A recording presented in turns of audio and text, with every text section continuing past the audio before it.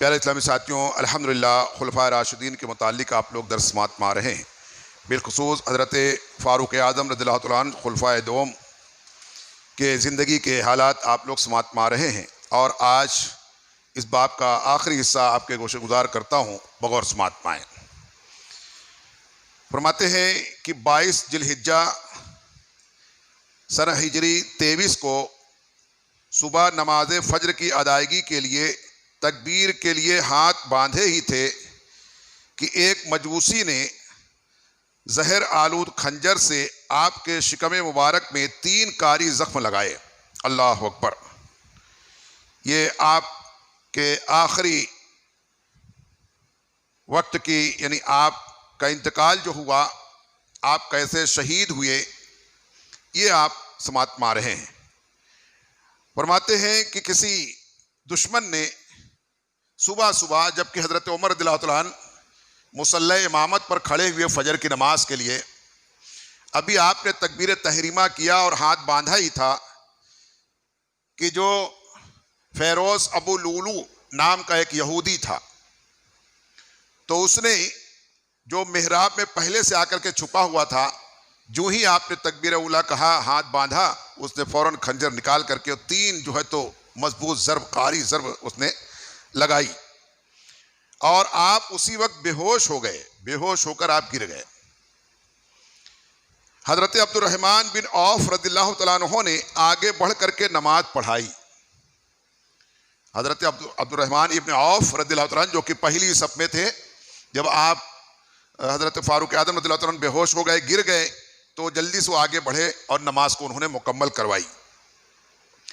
और ज़रा होश आया तो फरमाया कि अल्हम्दुलिल्लाह एक काफिर के हाथ से शहादत मिली। यानी कि आपने उसको देख भी लिया, उसके चेहरे को देख लिया।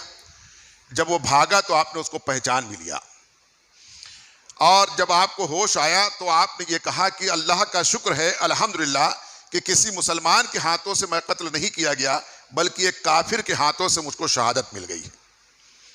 यानी उस पर भी अल्हम्दुलिल्लाह कह रहे हैं कि कोई मुसलमान मेरा दुश्मन नहीं है और किसी मुसलमान ने मुझको ज़रब और ज़ख्म नहीं लगाया, बल्कि एक काफिर ने अदावत में आकर के मेरे साथ ऐसा किया और मैं उससे शहादत, यानी इंशाअल्लाह मुझे शहादत मिली। और यकुम मुहर्रमुल हराम, यानी आपको जब ये ज़ख्म लगा तो आप बेहोश होकर के गिर गए, उसके बाद होश आया, फिर आपको उठाकर ले गए, तो आप उसके बाद भी 1 हफ्ते तक बाहयात रहे। 1 हफ्ते तक आप बाहयात रहे। 23 जिलहिज्जा को आपको ज़ख्म लगाया उसने, आप पर वार किया उसने, उसके बाद 7 दिन आप बहयात रहे और 1 मुहर्रम को जो है तो आपका इंतकाल हुआ। फरमाते हैं कि एकम मुहर्रमुल हराम सना हिजरी 24 को विसाल हुआ। जिस दिन आपका इंतकाल हुआ उस दिन सूरज को ग्रहण लगा। जिस दिन आपका इंतकाल हुआ उस दिन अंधेरा सा छा गया, सूरज की रोशनी जो है मध्यम पड़ गई। उस दिन सूरज को ग्रहण लग गया, सूरज भी गम में मुब्तला हो गया, इश्तराब की कैफियत तारी हो गई उस पर। सारे मदीने में अंधेरा छा गया और पूरे मदीने में अंधेरा सा छा गया। फरमाते हैं कि उस तरफ लोगों का रोना और इस तरफ सूरज का स्याह होना।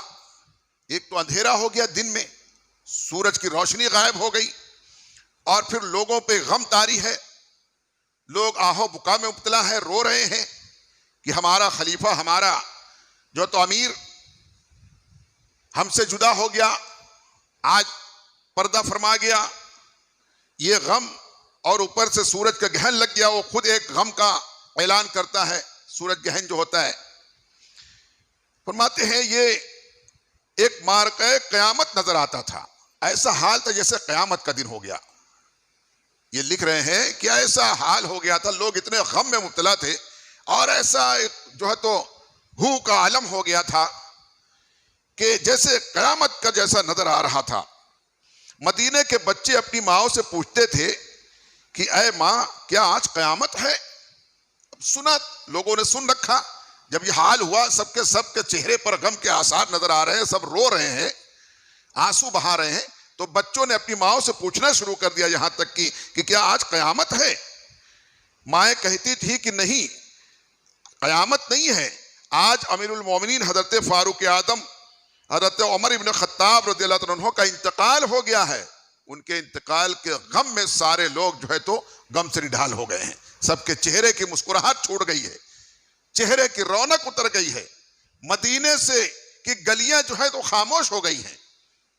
आज हमारा अमीर जो है तो हमसे जुदा हो गया और उसके इंतकाल का दिन है, आज वो उसका इंतकाल हो गया है। तो ये था गम, ये था लोगों को इतनी उनसे मोहब्बत, और क्यों ना मोहब्बत होती। ऐसा अदल और इंसाफ पसंद कहां किसी को मैसर आया। किसी कौम में भी, किसी मिल्लत में भी, किसी उम्मत में भी ऐसा खलीफा किसी नबी को नहीं मिला जैसा कि हुजूर अलैहिस्सलाम को ये खुलफाए राशिदीन मिले। इसलिए इनको खुलफाए राशिदीन कहा गया, यानी कि इनके जरिए से भी अल्लाह ताला ने लोगों को रुश्दो हिदायत अता फरमाया। वो रुश्दो हिदायत की वजह से राशिदीन कहा गया। हिदायत देने वाला कौन? अल्लाह। नबी भी हिदायत नहीं देते, नबी तबलीग करते हैं, एकाम पहुंचाते हैं, पैगाम पहुंचाते हैं। हिदायत देने वाला सिर्फ अल्लाह है। मगर हिदायत अल्लाह का देने का जो तरीका है, जो उसकी सुन्नत इलाहिया है कि इसके जरिए से हिदायत देगा, तो उनमें से इन 4 खुलफाए राशिदीन को भी अल्लाह ने चुन लिया कि इनके जरिए से हिदायत दी। और इनके जिंदगी के हालात ऐसे कि अल्लाह अकबर के छोटे बड़े अमीर और गरीब हर किसी के लिए हमेशा अदल का मामला रखते थे। कभी तरफदारी नहीं, कभी अपनापन, यानी कि अपने को देखा तो फैसला बदल दिया, ऐसा नहीं रहा। और इतने नर्म मिजाज के थे, इतने फिक्रमंद थे। और दीन के मामले में, कुफार और मुशरिकीन के मामले में, दुश्मनान इस्लाम के मामले में एकदम सख्त भी थे। वो भी मशहूर है, आप सुनते रहते। तो नरमी का आलम यह था कि एक मर्तबा आपने एक ताबई को, आपने गालिबन ताबई थे या सहाबी थे, उनको आपने कहीं किसी जगह का गवर्नर मुकर्रर किया कि आज से तुम वहां के गवर्नर रहोगे, और चलो मैं तुमको मदीने के बाहर तक छोड़ आता हूं, वहां से फिर तुम अपना सफर शुरू कर देना। तो आप अपने दारुल खिलाफत से मदीने से बाहर तक छोड़ने के लिए साथ में निकले। अभी कुछ दूर ही गली से निकल ही रहे थे कि गली के बच्चे दौड़ दौड़ आकर के हजरत उमर फारूक से कोई मुसाफा कर रहे हैं, कोई हाथ चूम रहे हैं, कोई दामन पकड़ ले रहे हैं। तो जो गवर्नर बनाए मुकर्रर किए गए थे वो भी साथ में थे। तो उन्होंने कहा कि अमीरुल मोमिनीन, आपसे लोग इतना बेतकल्लुफ है, इतना आपने मुंह लगाया है लोगों को।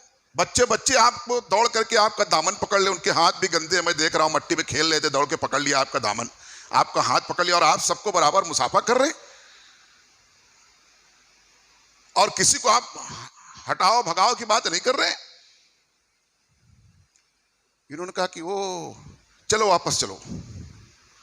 कहा चलो वापस चलो, मुझको गलती हो गई गवर्नर चुनने में, गवर्नर का इंतखाब करने में मुझसे गलती हो गई है। जो ये छोटे छोटे बच्चों से मोहब्बत का इजहार ना कर सके, वो अवामुन नास से, मुसलमानों से क्या मोहब्बत करेगा? तुम गवर्नर के लायक नहीं हो, लिहाजा चलो वापस। मुझसे गलती हो गई गवर्नर चुनने में। तुमको अभी से इतना यह है कि यानी कि अमीर जो होगा, खलीफा जो होगा, गवर्नर जो होगा, वो बच्चों से मोहब्बत नहीं करेगा, या उसके वो इतना सख्त होगा कि लोग उसके करीब नहीं आएंगे। फरमाया चलो वापस। वापस लेके आ गए गवर्नर, उनको कैंसिल कर दिया। ये था मामला, ऐसे मिजाज के थे। तो ऐसा मिजाज, आज तो यहां मामला यह है कि बच्चे क्या बड़े करीब नहीं आ सकते। आज कोई सीएम आ जाए, वजीर आला, भले से हम अच्छी तरह आप भी देखे होंगे, कल को चड्डी पहन के घूमता, तो कल को बकरियां चराने वाला, गाय बैल चराने वाला आज सीएम बन गया, तो उसके आगे पीछे 10-20 गाड़ी चलती है कि कोई करीब ना आने पाए। बच्चे की क्या बात करते हो, बड़े नहीं आ सकते। इतना सख्ती, कोई मुसाफा नहीं कर सकता, कोई सलाम नहीं कर सकता, कोई नजर भर के देख नहीं सकता अपने गवर्नर को, अपने जो तो चीफ मिनिस्टर को, वजीर आला को। आज ये हाल है। और वजीर आदम का मामला, यानी खलीफा के ये क्या मुकाबला करें, उनके पैरों के धूल के बराबर नहीं है। खलीफतुल मुस्लिमीन का क्या मुकाबला, वो आज के प्रधानमंत्री और सदर और वजीर आजम क्या करेंगे। ये तो जितना पूरी कौम पे खर्च नहीं होता उससे कहीं ज्यादा एक शख्स पर, खाली वजीर आजम पर, प्रेसिडेंट पर, प्राइम मिनिस्टर पर उससे ज्यादा खर्च होता है। मुल्क का सरमाया करोड़ों रुपया खर्च होता है एक एक आदमी पर। यानी जो जितना ही आज, जिसको जितना फराक दिल होना चाहिए, नर्म दिल होना चाहिए, मिलनसार होना चाहिए, उतना ही वो सख्त जान होते जा रहा है। और फरमाया ये बच्चों का तुमसे दौड़ करके मिलना ये तुम्हारे दिल की नरमी का सबब है। अगर तुम्हारा दिल सख्त रहेगा बच्चे तुम्हारे करीब नहीं आएंगे। अगर बच्चे तुम्हारे करीब आते हैं तो यह इस बात का ऐलान है कि तुम्हारा दिल नर्म है। ये दिल की नरमी का ऐलान होता है इस बात से, इस अमल से। अगर बच्चे दौड़ करके तुमसे मिलते हैं, तुम्हारे करीब आते हैं, डरते नहीं, भागते नहीं, तो समझ जाओ कि वाकई अल्लाह ताला ने तुम्हारे दिल को नरम किया है, तुम्हारे दिल में नरमी आई है। और नर्म दिल जो है, नर्म दिल इंसान जो होता है वही कामयाब होता है, वही कामयाब होता है। सख्त दिल इंसान कामयाब नहीं होता। वो एक ना एक दिन जा करके दिल टूटेगा, वो इंसान टूटेगा, उसके अंदर तकब्बुर पैदा होगी। इसके अंदर तकब्बुर होता है, घमंड, वो सख्त होता है, सख्त दिल होता है। मैं क्यों सलाम करूं, मैं क्यों झुकूं, मैं क्यों उसके पास जाऊं, जिसकी गरज होगी मेरे पास आएगा। वो सख्त जान होता है, तकब्बुर वाला इंसान। और नर्म दिल वाला जो होता है, अरे चलो हम ही चल के देख लेते हैं क्या वजह है। तो फारूक आजम का यह किरदार और अमल था। थे तो आप खलीफतुल मुस्लिमीन और 22 लाख मुरब्बा मील पर हुकूमत थी आपकी। और कहते थे अगर दरिया के किनारे प्यासा कुत्ता भी मर गया और प्यासी बकरी भी अगर मर गई तो उसका भी उम्र से हिसाब अल्लाह ताला लेगा और उसका भी हिसाब मुझे देना पड़ेगा। तेरी इमारत, तेरी खिलाफत में कैसे मर गया भूखा कोई। ये जो है तो ख्याल रखते थे, इतना ये मिजाज रखते थे। दिन भर खिलाफत की जिम्मेदारियों को निभाने के बावजूद रात को ईशा की नमाज के बाद जब लोग सो जाते, आराम करते, तो आप मदीने की गलियों में, बिलखुसूस जो है तो इतराफ मदीना में, देहात की तरफ आप जाकर के चक्कर लगाते कि मेरी रियाया में, मुसलमानों में कोई तकलीफ में तो नहीं मुब्तला है।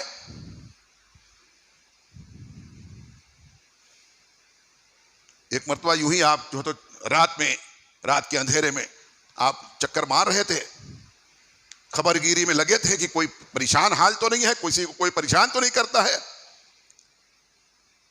तो आप एक घर के करीब से गुजरे तो उसमें से आवाज आ रही थी, कोई खातून की आवाज आ रही थी, कह रही थी कि वो दूध में पानी मिला दो, दूध में पानी मिला दो। तो दूसरी खातून कहती, यानी मां कह रही है कि बेटी दूध में पानी मिला दे। बेटी कहती है नहीं नहीं, हजरत अमीरुल मोमिनीन को पता चलेगा तो बहुत सख्त सजा देंगे। यानी ये भी हाल था। मोहब्बत इतना कि बच्चे दौड़ के मुसाफा करें, दामन पकड़ लें। और इंसाफ और अदल का मामला ऐसा कि न जरा भी मुरव्वत नहीं करेंगे, गलती अगर पा जाएंगे तो बेटी कह रही नहीं मां, हजरत उमर को मालूम पड़ेगा तो फिर बहुत सख्त सजा हो जाएगी। तो मां कहती है अरे इतनी रात को उमर कहां देख रहा है, इतनी रात को उमर को क्या, वो अपने घर पे होगा, उमर को इतनी रात को क्या खबर कि कौन पानी मिला रहा है दूध में। तो बेटी कहती है उमर ना भी देखे तो अल्लाह तो देख रहा है। हजरत उमर ने यह बात सुनी और उस घर के किसी कोने पर निशान लगा दिया और सुबह में अपने किसी कासिद को भेजा कि मैं ऐसा ऐसा गया उस गली में और एक घर देखा, वहां ऐसा निशान लगा के आया हूं, पता लगाओ कि कौन लोग रहते वहां। मालूम पड़ा कि माँ बेटी। तो उन्होंने कहा कि जाओ मेरे बेटे के लिए उस बेटी का रिश्ता मांग लो। कहां ये गरीब झोपड़े में रहने वाले, कहां अमीरुल मोमिनीन के साहबजादे, मगर सिर्फ इस अच्छे किरदार की बुनियाद पर, अच्छे किरदार की बुनियाद पर कहा मेरे बेटे के लिए जो है तो उस गरीब बेटी के लिए हिस्सा रिश्ता मांग के आओ कि मैं अपनी बहू बनाना चाहता हूं। तो यह मिजाज था। एक मरतबा यूं ही आप रात को जो है तो चक्कर लगा रहे थे गलियों में, तो एक झोपड़े से रोने की आवाज आ रही है, बच्चे सिसकियां ले रहे हैं। आपने जा करके दरवाजे के करीब से महसूस किया और देखा कि अंदर कुछ बच्चे छोटे बड़े हैं, 3 4 5 बच्चे हैं जो रो रहे हैं, और माँ चूल्हे के नीचे आग जलाकर कुछ पतीली में रख के कह रही है, हाँ हाँ देती हूं, हाँ हाँ देती हूं। आपने काफी देर तक देखा कि चूल्हे से पतीली डेगची जो है हांडी उतरी नहीं रही है, बच्चे रो रहे हैं, एक सो गया रोते रोते। तो आपने दरवाजे पर दस्तक दी, दरवाजे पर दस्तक दी, दरवाजा उस खातून ने खोला। कौन? कहा हाँ मैं ऐसे ही देखा, मैंने देखा कि आपके घर से बच्चों के रोने की आवाज आ रही थी, बताया नहीं कि मैं उमर हूं। तो हाँ क्या करें, ये हमारा कोई आज थोड़ी, हमारा रोज का यही हाल है। मैं रोजाना पतीली में पानी रख के उसमें कुछ कंकर पत्थर डाल के हिलाते रहती हूँ, बच्चों को तसल्ली देती हूँ कि अभी पकाती हूँ, अभी पक रहा है, अभी पक रहा है। बच्चे रोते रोते सो जाते हैं। हम कितने दिन से ऐसे ही फाके चल रहे, कभी मिलता है कभी नहीं मिलता है, पानी पी करके और इस तरीके से खजूर की गुठली उठली चाट करके हम जिंदगी गुजार रहे हैं। और ऐसा हमारा अमीरुल मोमिनीन है कि वो हमारी तरफ कभी नजर नहीं करता। इतना सुन करके हजरत उमर रज़ियल्लाहु अन्हु का दिल भर आया। वो ऐसे लोग भी हैं मेरे इमारत में, मेरी खिलाफत में ऐसे लोग परेशान हैं। कहते अरे माई, उमर को पता नहीं होगा ना कि तुम्हारी ये हालत है, तुम रुको अभी मैं होके आता हूं। जल्दी से जाते हैं और बैतुल माल से अपने कंधे पर बोरी में सब अनाज, खजूर, जो भी पनीर, घी, शक्कर, तेल जो भी होता है गोनी भर कर लेकर के आते हैं। सब लेकर के आते हैं, फिर हांडी पे खुद रखते हैं, जो भी पकाने की चीज थी रखते हैं, और चूल्हे में आग जो बुझ गई होती उसको फिर से जलाते हैं, फू फू मार करके उसको फूक फूक करके आग को जलाते हैं, और जला करके जो है तो उसको खाना तैयार करते हैं। उसके बाद कहते हैं कि बच्चों को जो सो गए हैं उनको भी उठा लो और सबको खाना खिला दो। वो औरत कहती है कि अल्लाह ताला ने आज कहां से तुम्हें भेज दिया, वरना हमारे यहाँ आए दिन का यही मामला है, अक्सर हम भूखे सो जाते हैं। ठीक है, बहुत बहुत शुक्रिया, अब जाओ हम खा लेंगे, खिला लेंगे। कहते हैं नहीं, पहले ये बच्चे खा लें, जब बच्चे खा लिए, यानी पहले खा ले तब मैं जाऊंगा। बच्चे खाना खा लिए, जब उनका पेट भरा तो उनके चेहरे पर मुस्कुराहट आई। उनको मुस्कुराता हुआ देखकर तो आप जैसे 4 पैर के बच्चे हो जाते हैं, कभी माँ बाप खिलाने के लिए बकैया बन जाते हैं हाथों घुटने के बल, तो बच्चे पीठ पे सवार हो जाते हैं। आप उसके घर में वैसे ही बन के घूमने लगे और कहते बच्चे मेरे पीठ पे सवार हो जाओ, तुमको खिला के घुमा के हंसा के जाऊंगा। वो खातून हैरान कि आखिर ये कौन शख्स है इतना मेहरबान हो गया। जाओ, हाथ जोड़ती है, नहीं जाओ जाओ, तुम्हारा बहुत बहुत शुक्रिया, तुमने बड़ी मेहरबानी की हम पर, हमारे भूखे बच्चों को खाना खिला दिया, यही क्या कम है, अब ये क्या करते हो। कहते नहीं, मैंने इनको रोता हुआ देखा है, अब सोचता हूं हंसता हुआ भी देख लूं, सोचता हूं कि हंसता हुआ भी देख लूं। जब बच्चे खुश हो गए, हंसने लगे, खेलने लगे, तब कहते हैं कि अब मैं जाता हूं, कभी जरूरत पड़ी तुमको तो तुम मदीने में आ जाना और वहां पर आकर के अपनी जो भी फरियाद है वहां करना, जरूर तुम्हारी मदद की जाएगी। तो ये हाल था हजरत उमर रज़ियल्लाहु अन्हु। ये इस तरह से जिंदगी गुजारते थे।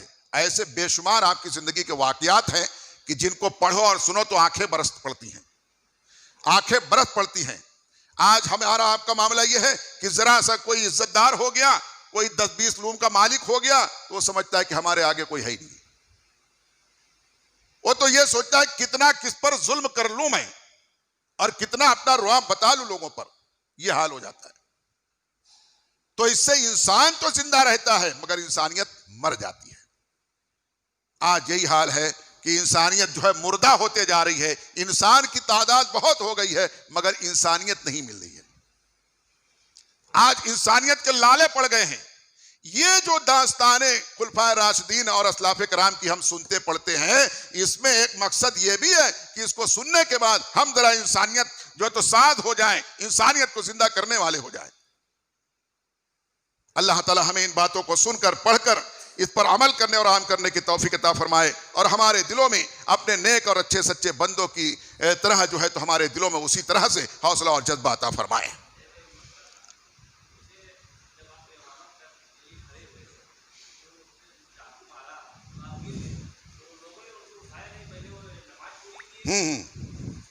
पहले नमाज पूरी की गई। हजरत अब्दुर्रहमान इब्न औफ उन्होंने फौरन मुसल्ले पर आगे आ गए और उन्होंने नमाज मुकम्मल की। इसीलिए कहा जाता है कि अगली सफ में इमाम के करीब जो है पढ़े लिखे लोग होना चाहिए, जिसको शरीयत का इल्म हो, मालूमात हो, बाशरा हो, परहेजगार हो, ताकि कभी खुदा न खास्ता ऐसा कोई मसला हो जाए। ऐसा मसला तो बड़ी दूर की बात है, हो भी सकता है और हो चुका है। कभी वजू ही टूट गया इमाम का, तो उसको जाना, अब इमाम का या किसी का भी मुक्तदी का भी अगर किसी का वजू खारिज हो गया, टूट गया अगर, तो उसका निकलना उसके लिए वाजिब है। नहीं निकलेगा तो गुनहगार होगा।